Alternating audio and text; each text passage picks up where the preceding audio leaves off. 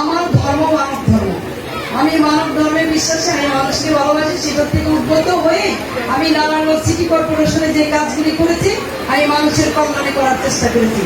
আমার কাউন্সিলর একটু বলার চেষ্টা করেছে, আপনারা এর চেয়ে বেশি কাজ আমাদের এখানে হয়েছে সকল ধর্মের জন্যই। আমাদের নারায়ণগঞ্জে আমরা মুসলিম, হিন্দু, বৌদ্ধ, খ্রিস্টান আমাদের বসবাস।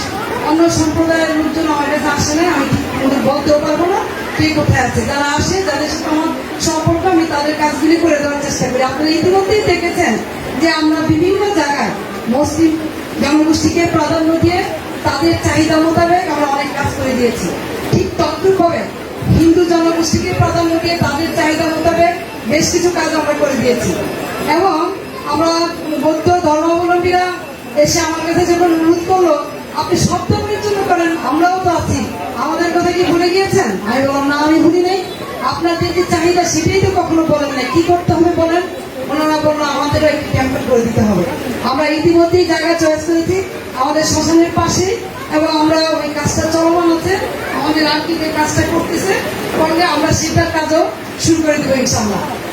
আমরা, আপনারা জানেন যে আমাদের কবরস্থান, শ্মশান, খ্রিস্টান ধর্মাবলম্বীদের কবরস্থান এবং মেননের কবরস্থান একই সাথে। ওইখানে আমরা কিন্তু সব ধর্মের লোকজনকে নিয়ে একটা কমপ্লেক্স করে দেওয়ার চেষ্টা করছি। তো এই যে কাজগুলি করা, এই করার মধ্যে যে কি যে একটা কি বলবো আমি, মানে স্যাটিসফ্যাকশন, মনের যে প্রশান্তি, সেটা বোঝা যায় যখন জাতি ধর্ম নির্বিশেষে আপনি মানুষকে ভালোবাসতে শিখবেন। তখন আমি তো মনে করি ধর্ম মানি, এই আমার দুই পাশে দুইটা ধর্মগুরু বসে আছে, সেখানে ধর্ম নিয়ে বেশি কথা বলা আমার জন্য শোভনীয় না, বা আমি অতটা গভীরের মানুষও না। কিন্তু এই যে একটা বাক্য যে মানুষকে ভালোবাসো, যে মানুষকে ভালোবাসতে শিখেছে, তার ভিতরে হিংসা, বিদ্বেষ, কাম, ক্রোধ, লোভ, মোহ থাকতে পারে না। সব ধর্মের একটাই মূল মন্ত্র যে তুমি তোমার হিংসা, বিদ্বেষ, কাম, ক্রোধ, লোভ, মোহকে আয়ত্ত করো, মানুষকে ভালোবাসো। এটা জয় করতে পেরেছে এই ছয়টি স্বরূপ, সেই কিন্তু মানুষের মাঝে ভিড় হতে পেরেছে। আর যখন একজন মানুষ আরেকজনের জন্য ভিড় হয়ে যায়, তখন তার কাছে ধর্মের প্রাধান্য কমে যায়। তখন সে শুধু জানে যে আমি আমার ভগবানকে, ঈশ্বরকে, আল্লাহকে যেই নামেই ডাকি না কেন, তাকে পেতে হলে ওই মানুষের মাঝে আমাকে বিরাজমান থাকতে হবে। তখন আর তার কাছে কে হিন্দু, কে মুসলিম, কে বৌদ্ধ, কে খ্রিস্টান, সেটা সামনে উঠে আসে না।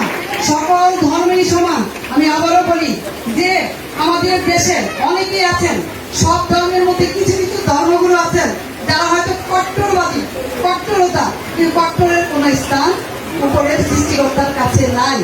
উনি যেখানে বাস বিচার করেন না, উনি সকাল সন্ধ্যা যেখানে বাতি জ্বলছে, আপনার কি বলে মন্দিরে, মসজিদে আপনার আজান হচ্ছে, মন্দিরে উলুধ্বনি হচ্ছে, সেইগুলি উনি পছন্দ করেন, যিনি আমাদের সৃষ্টি করেছেন। আপনারা জানেন কি যে উলুধ্বনিটা কোথেকে আসছে?